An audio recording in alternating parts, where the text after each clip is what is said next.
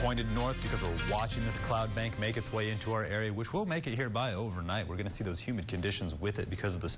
There's a residual effect of those larger storms that are making its way across Oklahoma, New Mexico, and the Texas Panhandle right now. We're looking at those temperatures outside. Everyone hanging on to those 90 degrees. We're going to see that slow cool down again because it's been so hot, which is very characteristic of this heat dome we're continuing to see. So with this high pressure, we're seeing it hold on to a lot more heat throughout the day.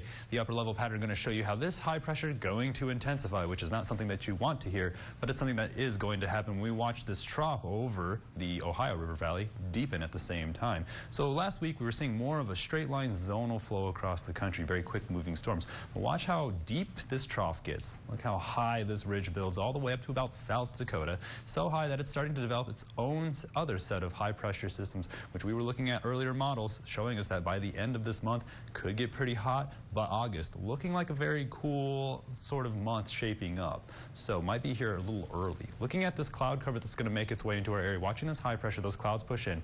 Then by about Saturday night, Saturday afternoon, that's when we're going to see these storms from this low pressure system be so strong from the north, it's going to push those storms down into our area, cooling us off just for a little bit, for a couple days.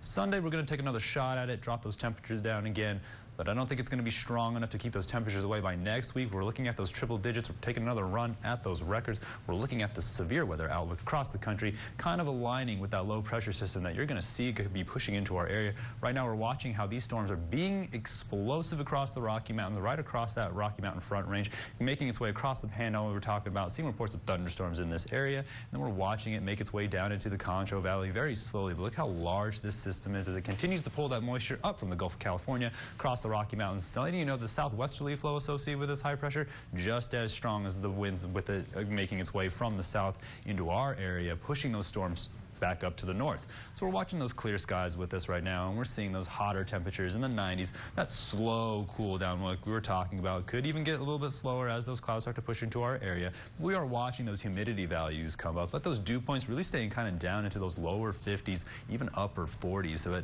once they start to touch around near the 70s, that's when we know those storms are on the way, which we're going to keep our eye on as we get closer to the weekend. Again, tonight we're going to watch those clouds kind of stay more towards the north of the Concho Valley. That's because those southerly winds are still very significantly strong in our region. Remember, we're watching these storms drop down several thousand feet and not that far of a range. So tonight we're watching those temperatures drop down to the upper 70s. And then throughout tomorrow, we're going to see those temperatures jump up to about those triple digits again, but not as hot as we have been seeing. And that's going to be the case as we continue to make our way through the rest of this week into this weekend. We're going to see those temperatures drop down into the 90s, and then we're going to see them jump back up all the way back into those triple digits. We make it towards the weekend, and we want to congratulate Louis Elwanger for the winner of our Beat the Heat. Congratulations. I know that's going to be super helpful out there. Again, we want to congratulate you from everyone here at the KSAN studio. We really appreciate it. We'll be right back after the break. You're watching KSAN News at 10.